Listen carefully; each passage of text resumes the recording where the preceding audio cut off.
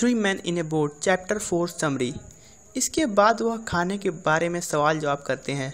George खूब practical होकर कहता है, ब्रेकफास्ट के साथ शुरू करो। उन्हें ज़रूरत पड़ेगी एक चाय गर्म करने वाले बर्तन की, एक केतली की और स्प्लिट स्टोव की। कोई तेल नहीं, उसने एक छाप छोड़ती हुई नज़र से देखते हुए कहा और दोनों सहमत हो गए। यह उन्हें एक तेल वाले स्टोव की घटना की याद दिला देता है। चारों तरफ तेल का स्राव हो रहा था, पतवार में, नदी में, वातावरण को दूषित कर देता है, यहाँ तक कि हवा में मिट्टी के तेल की दुर्गंध थी। अंत में उन्हें खेतों की ओट में रात गुजारनी पड़ती है। अब कभी मिट्टी का तेल नहीं ले जाना है। जॉर्ज सलाह देता है, अंडा, सूअर का नमकीन गोश्त, ठंडा मांस, चाय, पावरोटी, मक्खन और जैम ले जाना है, लेकिन पनीर नहीं। पनीर तेल की तरह बू पैदा कर सकता है।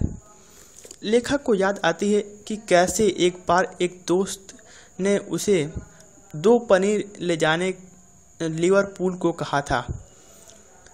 पनीर की बदबू घोड़े को तेजी से डर के मारे भागने को बेबस कर देती है। तभी कंट्रोल होता है जब एक चालाक द्वारपाल द्वारा उसके नाक पर रुमाल रखा जाता है। बोगियों में लोग भाग जाते हैं। जिस ट्रेन में वो बैठता है उसमें से लोग हट जाते हैं। कोई भी उसमें घुसता नहीं क्योंकि महक बहुत ही भयानक थी।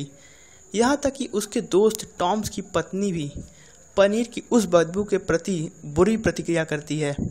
वह उस होटल को ही छोड़कर वहाँ से चली जाती है क्योंकि वहाँ पनीर रखा था। अंत में टॉम ने उन्हें समुद्र के किनारे ले गया और दफन कर दिया। उन्होंने एक बड़ा सफारी बैग, कपड़ा, कुछ खाने की चीज़ों के लिए, खाना पकाने जैसे चीज़ों को रखने के लिए हैम्पर के लिए आए और उन्हें उन सामानों को एक ढेर बनाकर ज़मीन के बीच इकट्ठा कर लिया। लेखक ने इन सब को पैक करने का जिम्मा ले लिया और इस कार्य को करने के लिए फ़र्क महसूस कर रहा था। उसके 2 दोस्त इसके लिए राज़ी हो गए।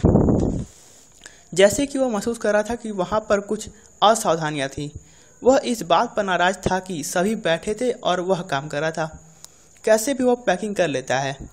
जब वह बैग को बांध लेता है, हैरिस बताता है, क्या तुम जूता अंदर नहीं रखोगे?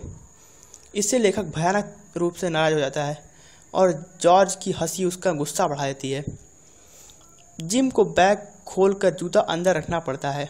जब वह पूर्णतया समाप्त कर लेता है तो जॉर्ज और हैरिस खाने के हैम्पर्स के लिए निवेदन करते हैं। अब जिम बैठ जाता है और देखता है। उन्होंने शुरुआत एक प्याली को तोड़ने के साथ की। उसके बाद हैरिस ने एक टमाटर को जैम के बोतल द्वारा मसल डाला। वे गलती से चीज़ों पर चढ़ते जा रहे थे और इतने ज़्यादा डर गए कि गलती से हल्की चीज़ों को नीचे और भारी चीज़ों को ऊपर रख दिया। सारी जुटाई चीज़ें चूर चूर हो गईं। अनजाने में हैरिस का मक्खन पर बैठ जाना जले पर नमक छिड़कने जैसा था। उन सब ने मक्खन की खोज में पूरा घर छान मारा, पर उन्होंने उसे हैरिस के पिछवाड़े पर पाया। जरूरी से मॉन्टपेरेंसी भी इन सब में शामिल हो गया। उसने अपना पैर जैम में रख दिया।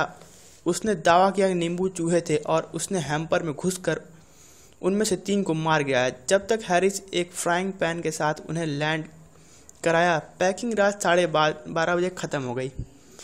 उन्होंने सो जाने का निश्चय किया। हैरिस उन सब के साथ सोना चाहता था। हैरिस को जिम के साथ सोना पड़ा। जॉर्ज यह जानता था कि कब वह दोनों को जगाएगा।